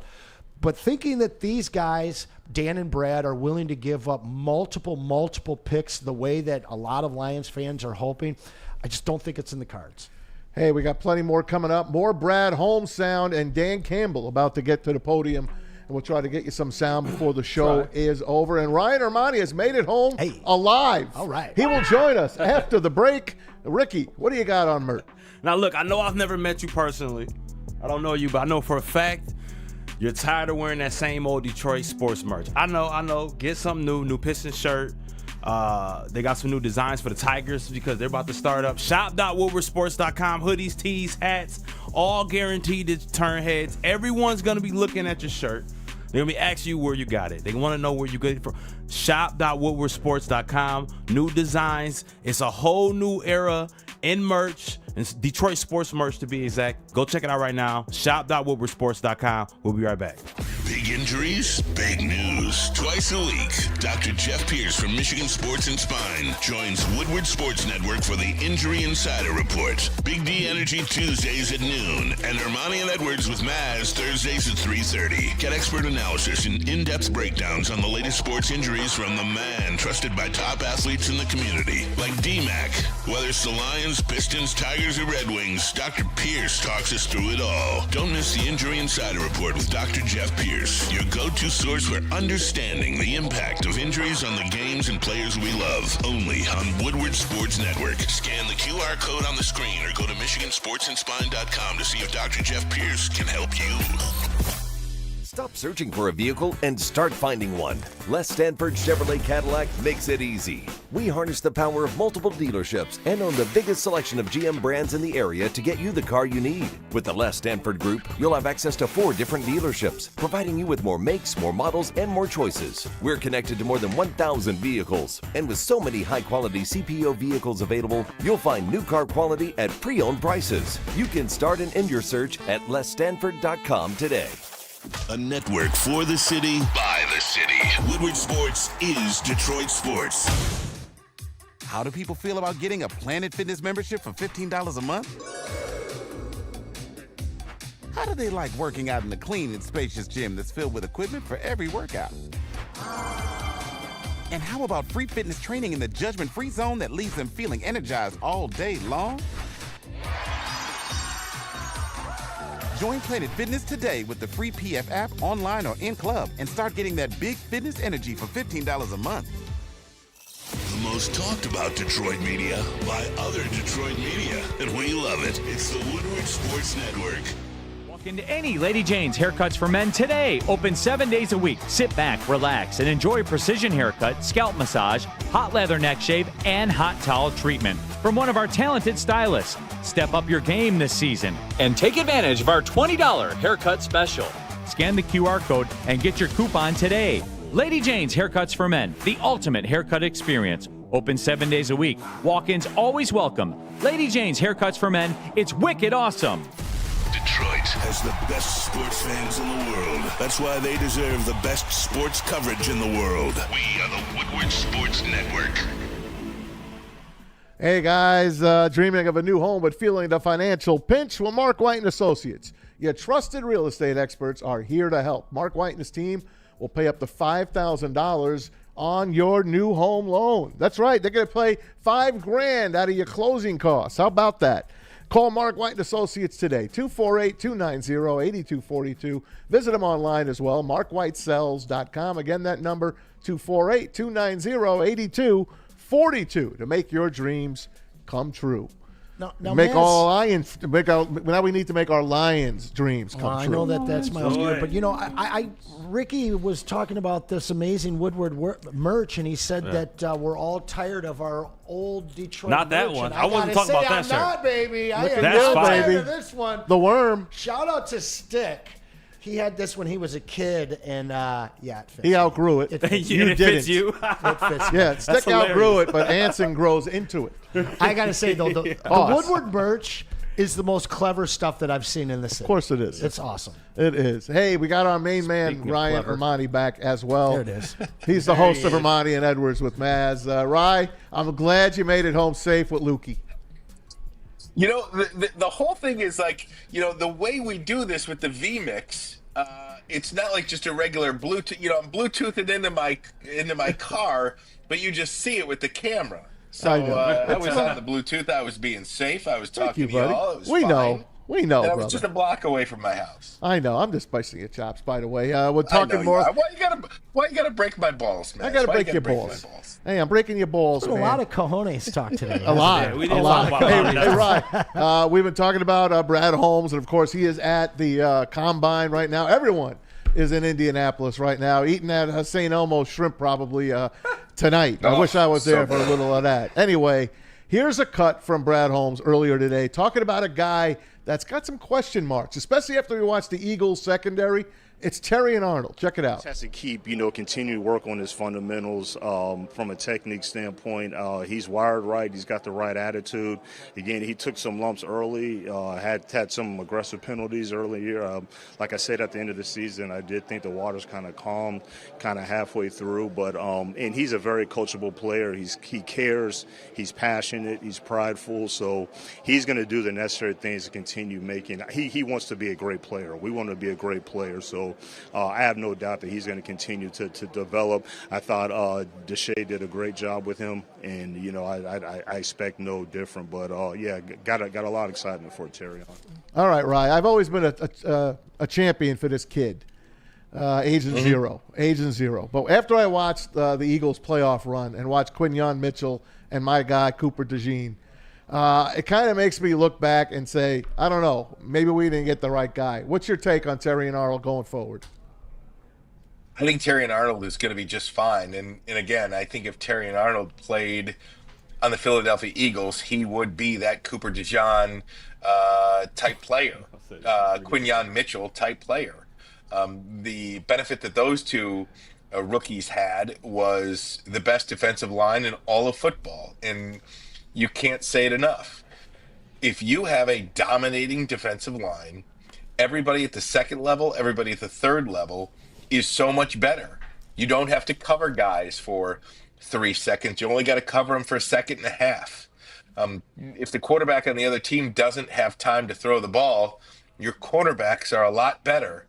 And I think, with a healthy Aiden Hutchinson, with a healthy Aleem McNeil, with a healthy, Josh Paschal, Marcus Davenport, whoever you put there, I think that will make those guys better.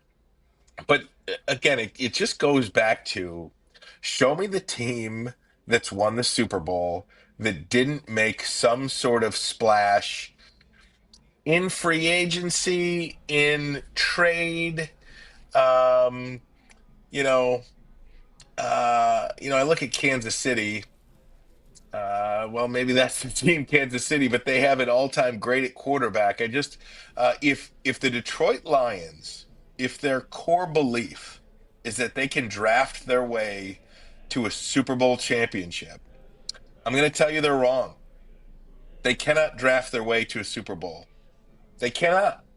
There is not one player in this draft that will make them a Super Bowl champion. Maybe Not Abdul one. Carter. Maybe Abdul Carter. Okay, are they They're going not to get gonna him get at number him. one? No, they're not going to get him. Yeah, right. And that's my point. Okay, let me rephrase. There's Mason not Graham. one player there's not one player in this draft that will fall to the Lions, that the Lions go. will move up to get, that will make them a Super Bowl champion. And if you're not getting better in this league, you're getting worse.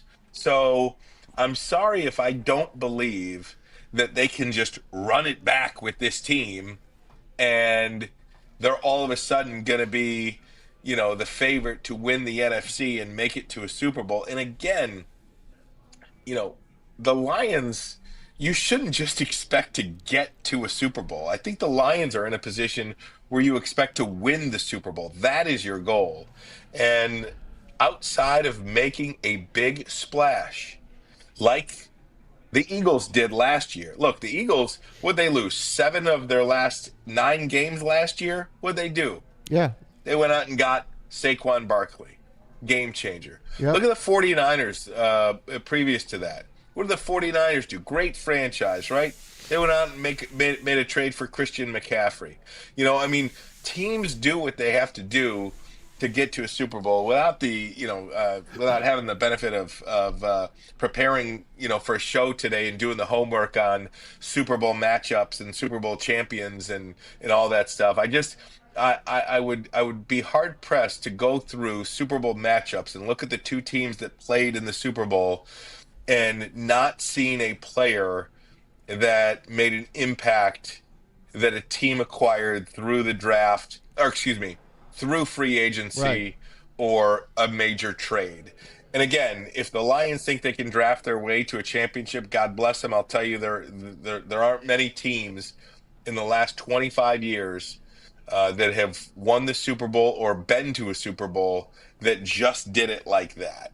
Now, I don't believe Brad Holmes that he's not in on the Myles Garrett. I don't believe that. I think he is in on the Myles Garrett, but I think that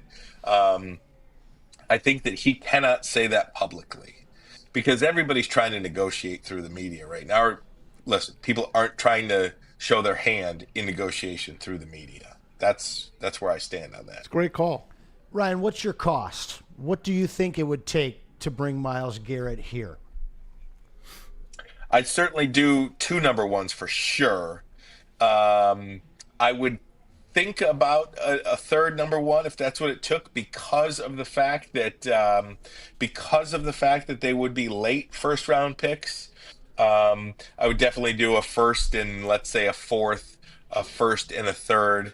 Definitely a first and a fourth, a first and a third, something like that. Because again, you're going to be, or at least the hope would be, that you're drafting really late in the first round. So, that would mean that you would have to add capital to it. I would imagine, because you don't have the benefit of having the third pick, the fifth pick, the seventh pick, something Right. like that. I guess my issue with that is I don't see that being a bad trade, but I see that being a trade that at least 5 to 10 other teams would outbid the Lions for. And going back to your point, Exactly. that we're looking at a Exactly. 28th pick that we're moving, and then next year hopefully a 32nd pick that we're moving. And every GM that's dealing with the Lions right now knows that we are set up for a nice multi-year run, and we are going to be picking at the end of that first round. So to me, Totally agree with you. I don't know if there's a cost that would get the Browns to be all in on that another team can't trump that Dan and Brad would be happy with, because I just think that we would have to give up too much to outbid the other teams that are willing to give that kind of a number up. What is the cost of winning a Super Bowl to you then? I mean, I would say is if I gave you 3 first round picks and you give me back a Super Bowl, you okay with that? Well, sure. But Right. So again, what is the cost? That's what I would say. And even if you look at the Lions roster right now, Anson, I mean, forget about starting spots. How many roster spots are available or up for grabs this year. Not many. They don't need 7 players. They don't need 6 players. There might be 6 to 8 spots available to make the team. That includes draft and free agency. So you do not need all of these picks at all that you have. So that would be something. And again, it goes back to something that and I know the Woodward Sports social team tweeted out my comments yesterday on Hendon Hooker being a bad pick. That was good. That was great. It was great. But again, it goes back to Anson, your question. What do you have that may entice Cleveland to take your deal? And that goes back to where this Hendon Hooker selection of the 3rd round a couple of years ago would be the perfect time to cash in on that pick, because you are selecting late in the 1st round for the next couple of years, hopefully. But you would have this shiny new franchise-type quarterback that you can include in any trade that would make it enticing for Cleveland to take your deal instead of Chicago's or Green Bay's or Philadelphia's or whatever anybody else, Washington, could give you.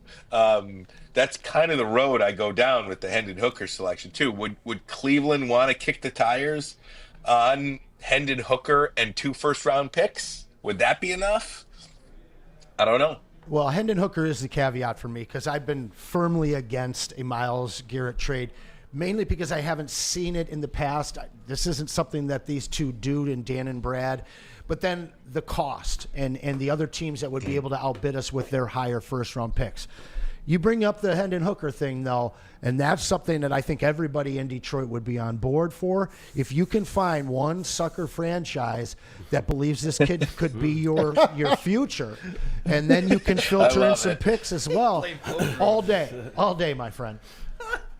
Anson, I love it, buddy. I love it. You and I are on the same page with that. I love it. Hey, we talked about it. They kind of damaged Hendon Hooker's value by not playing him in that playoff game. They brought in Teddy Bridgewater. We talked about it yesterday. I don't know if the kid could play. Well, it just takes all the intrigue out of it, right? I mean, you can't sell something. Look, if Goff doesn't come out of that game, if they don't sign Teddy Bridgewater and then ultimately put Teddy Bridgewater in the game over Hendon Hooker, you could sell it, right? I mean, you'd be able to sell that. Hey, this player was a first-round pick, would have been a first-round pick. He's coming along nicely. But you took all your leverage away by doing that. Just one snap. Look, I mean, you're right. Just one snap basically took all the leverage away in, I would assume, selling Hendon Hooker to any team that needs a quarterback, right? Yep. I mean, because one of the great things about backup quarterbacks and why they are typically fan favorites in every market that really doesn't have a franchise type quarterback is because you don't see them. You think they're good. Yeah. You think they can play, but they can't. And that's why they're not starting in the NFL. And I think,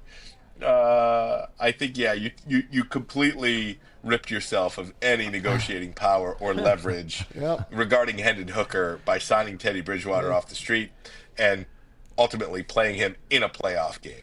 Hey, no matter what we talk about, no matter what we try to convince people, and it's just opinions, we all have them, the chat is still, let Brad cook. Let Brad cook.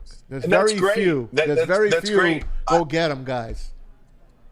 I get that. I understand that. And I do think outside of the injuries, perhaps the Lions probably would have won the NFC last year.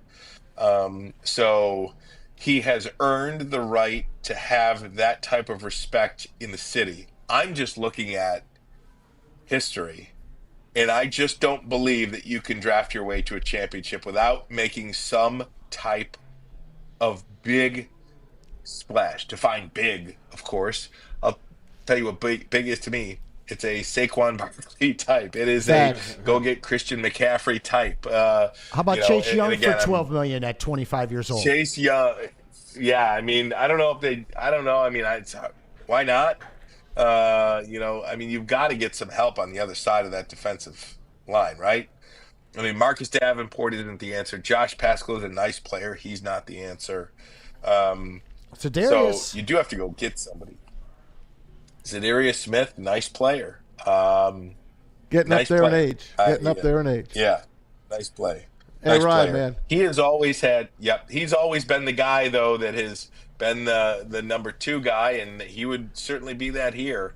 He's been a business decision at every team he's been with, essentially. You know, a cap casualty type of guy, and we'll see a full season with him and Naden. You never know. Hey, Ryan, thanks for spending some time with us. Go take care of those kiddies now. We'll see you tomorrow. I'll see you tomorrow, gentlemen. See you tomorrow. Oh, look at Ricky, baby. Pete Spivak. Let's go. What's going Anson. on? Yeah, baby. Let's go. We'll Love see you, you my guys guy. tomorrow. Love See you, you, my bro. guy. All right, Rod, my favorite baby. Piston. There you go, buddy. He brought him back to let him finish. I See you love it. later, Ryan. Thanks a lot, man. Hey, one more break to take here, and we'll take you home from here. Well, first you're going to hear from a guy that you're going to see in a couple of days. That's Dr. Jeff Pierce. Do not miss our injury expert, Dr. Jeff Pierce of Michigan Sports and Spine. Give him a call at 248-426-9944. You check him out online as well. That's MichiganSportsAndSpine.com. He's here to keep you in the game, performing at your best. Trust the guy that DMAC and Braylon trust. Of course, we all trust him. He's got that special sauce he always tells you about. Bring it home right here, 248-426-9944. It is Dr. Jeff Pierce.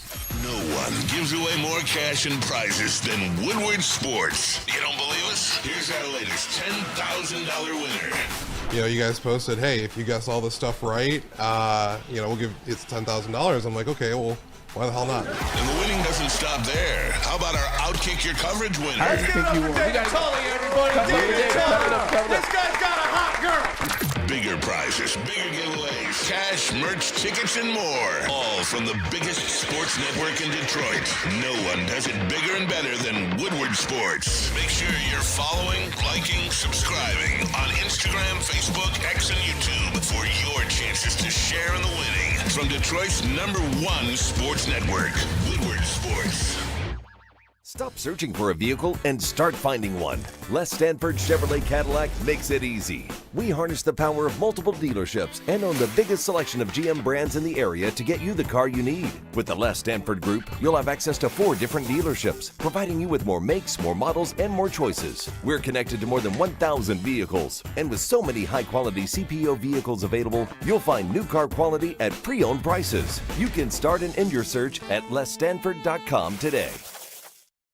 A network for the city, by the city. Woodward Sports is Detroit Sports. How do people feel about getting a Planet Fitness membership for $15 a month? How do they like working out in a clean and spacious gym that's filled with equipment for every workout? And how about free fitness training in the judgment-free zone that leaves them feeling energized all day long? Join Planet Fitness today with the free PF app, online or in club, and start getting that big fitness energy for $15 a month. The most talked about Detroit media by other Detroit media, and we love it. It's the Woodward Sports Network. Walk into any Lady Jane's Haircuts for Men today. Open 7 days a week. Sit back, relax, and enjoy precision haircut, scalp massage, hot leather neck shave, and hot towel treatment from one of our talented stylists. Step up your game this season and take advantage of our $20 haircut special. Scan the QR code and get your coupon today. Lady Jane's Haircuts for Men, the ultimate haircut experience. Open 7 days a week. Walk-ins always welcome. Lady Jane's Haircuts for Men. It's wicked awesome. A ton of fun, a ton of sports, and a ton of man meat. Welcome to the Woodward Heavyweights, live daily 5 to 7 p.m. on Woodward Sports. Obviously, you know, he coached Jameer at Georgia Tech, which is huge, but he's one of those ones that, you know, I would have never thought we would have been able to get, and we're just so glad that we're able to land him. So I think it's going to be huge. He's a fit, and not only Tashara, but all of our coaches that we have acquired. The numero uno is that he has to be a fit, and they're all fits. Obviously, they're great teachers. they're that passion to develop. They're great coaches, but they're fit. And so I just give Dan so much credit in terms of the patience that he displayed throughout this process. And when you lose two great coordinators like we did, and then other position coaches as well, to be able to add and replenish like we were able to, I thought that was just an incredible job by Dan. Hey, Brad Holmes talking about the new running back coach from Texas, Tashard Choice, who he coached our Jahmyr Gibbs when he was at Georgia Tech. Obviously, he coached who's the kid from Atlanta, Bijan Robinson, last year, 2 years ago. So he comes in. Scotty Montgomery moves over to wide receivers coach and assistant head coach. So they keep it all kumbaya. By the way, we kept talking about the quarterback coach. You know what? It's staying with Mark Brunell. So Mark Brunell's still staying here in Detroit. All good news heading in. It's the Detroit coaching pipeline. Yeah. And we saw our first two descendants leave here. I have no worries about anybody that they bring in. I like hearing that he was surprised that they got somebody that they couldn't get, but they continue to go back to the well with former NFL players. It's worked thus far, and I don't see any changes coming out of that. Yeah, honestly, it's going to be really fun to watch in 20 years all the different disciples of Dan and Brad that get filtered through the rest of the NFL. Amen. Hey, let's go around the NFL here, guys. Jerry Jones. How about this? Jerry Jones talking again, guys. He says the Cowboys will draft a young quarterback this year so Dak Prescott can teach him. And someone asked him, well, what about Trey Lance? He's like, well, he's probably going to play elsewhere. That was a great fourth-round pick they gave up for him. Wow. Yikes. So what do you think about the Cowboys? Do you think they'll actually go out and get another quarterback? They already got him at fourth round, right? They have a fourth-round quarterback. Who is their guy making $60 million a year? And Dak Prescott. I think based on the amount of quarterbacks that went in the first round last year, the kind of 50-50 success that you saw flashes from Drake. You saw even flashes from the Catfish. Obviously, we didn't get a chance to look at JJ. This class of quarterbacks this season, they're not as accomplished, but there's still some great ones. And what I think is going to happen is there's going to be a bunch of guys, or at least two quarterbacks, that teams are eyeing at the top of round 2. Segmented into 3 days, guys are going to get a chance after that whole first round. These GMs are going to be on the phone looking at the quarterbacks that are available. And as much as we had kind of speculated about maybe the Dallas Cowboys moving up to get a Shedeur Sanders early in this draft, I wouldn't be surprised to see them. Is Quinn Ewers declared? Oh, yeah. So that's a guy that could be there in the second round for them. It's a guy that would be staying in the state, a guy that, well, he's polarizing. You either love him or hate him. He's had some great moments. He's had some forgettable moments. People are comparing him to Mac Jones. Well, hey, maybe it's not far that's not off. Good. But Ewers is a guy, and there's a couple other names that I could see there in the second round for them. That would be a fantastic hold. And, Dak's on his way out. It's just that contract that still has him there. The Cowboys, let's keep it in Dallas. They are not talking contract extension yet with Micah Parsons. And they're kind of like that's your guy. It's kind of like coming up to his time now. Either, I don't know, do they have issues with him because of his podcast? Calls a couple of his teammates out once in a while. What's your take on Micah Parsons? Is he a long-term Cowboy? I don't think so, and I don't think he'll be a Lion. I know all of you guys at home would love to see Micah here wearing that Honolulu 11, but this guy. He's got a good podcast. He's fun to watch. He's a great player to watch as well. But he just has never really been the guy that gets along with his teammates that well. So I think Dallas, they're at a crux right now, and they've either got to squeeze every drop that they have out of this poorly constructed team in the last few years of Jerry Jones' ownership, or they've got to shake things up majorly. And I think that he is a prime candidate for that shakeup.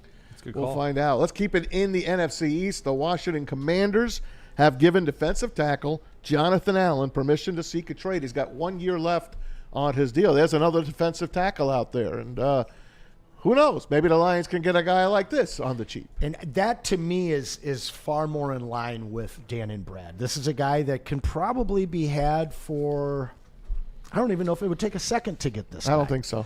So, you've got a supplemental end of the third, early fourth round pick that you got by losing AG. Who knows? Ryan talked about the shakeups. I'm not against that. I think it's the major shakeups where you give up major trade cap or draft capital that we have seen not really work out. But certainly he's got great points when you talk about a Saquon, whether you can bring him through free agency or through a trade. This is the kind of deal that if you were to get ahead of the draft, it opens up that 28 pick to anything you want. Yep. Amen. Hey, we could not leave the show without talking about the Red Wings. They are on the ice tonight in Minnesota against the Wild. They owe the Wild a little something for Saturday's game. They blew that big lead, 3-1 lead at Little Caesars on Saturday, came back and lost it in overtime. I think they will beat up the Wild tonight. Marc-Andre Fleury, of course, getting the start. We don't know who's starting yet for the Wings. The Wings did make a trade. They have traded their goalie, their third guy now, Ville Husso. He goes over to the Ducks for future considerations, and they have lost Andrew Kopp officially now for the year. He had surgery, pectoral surgery. He's done for the year. Word on the street is Brady Tkachuk wants out of Ottawa. Ooh. Of course, he was unbelievable with Team USA in the Four Nations tournament. Oh, my God. That'd be if awesome. you could get Brady Tkachuk in a Detroit Red Wings uniform, I will. Please. I will go out of my mind because that will be so much fun. I don't know if Ottawa would trade him, especially to a team that they're fighting the playoffs for. Who knows? Don't the Red Wings have somebody on their staff from the city of Ottawa? The Brinket? Steve Yzerman. Oh, Steve Yzerman. Yeah, come on, man. Hey, pay a trip to the family and pay a trip to the Tkachuks, baby. And don't sleep on the Husso trade. That basically opens up $3 million for them, which you can kind of double based on the remaining season salary that you'd have to pay a trade acquisition. Right. So they're setting themselves up before the trade deadline. But I do got to get to one other football note that came out today. What? And I'm going to parlay it into a bet with you. Good. Travis Kelce, Pfizer Swift has opted into his final year. Yeah. He did, With huh? the Yeah, he did. Chiefs. He'll be paid over $19 million a year. And I am going to put lunch up at Birmingham Roast right here, right next to us. Awesome coffee and food. If Taylor and Travis are still together at the end of next season's Super Bowl, I will buy you lunch. I got to wait that long? If they break up, That's a year. anytime between now and then, I owe you. there we go. Let's do it. Telling you. Done deal. Hey, I want to thank everyone for our show today. Thanks to Anson, of course, my right-hand man on my left today, Ricky Burns. Thank you, buddy. Pete, Appreciate thanks you. for everything, as always. Appreciate it, brother. I'm Maz, as you know, and we got Ryan in tomorrow. We'll see about Braylon. We'll find out what's going on, and we got more talk because tomorrow we're going to hear from Dan Campbell, who just spoke a little while ago, and we'll break his stuff down as well. So for all the guys, want to thank you for watching Woodward Sports. Stay tuned. The heavyweights, not so heavy anymore. The heavyweights, Real Spencer talk. is like he's getting too The slim. I got to talk to him. He's streamlined I himself. got to talk to him. He's Streamline streamlining Spencer and himself. Easy. Streamline spending. Coming up next, guys. Thanks for everything.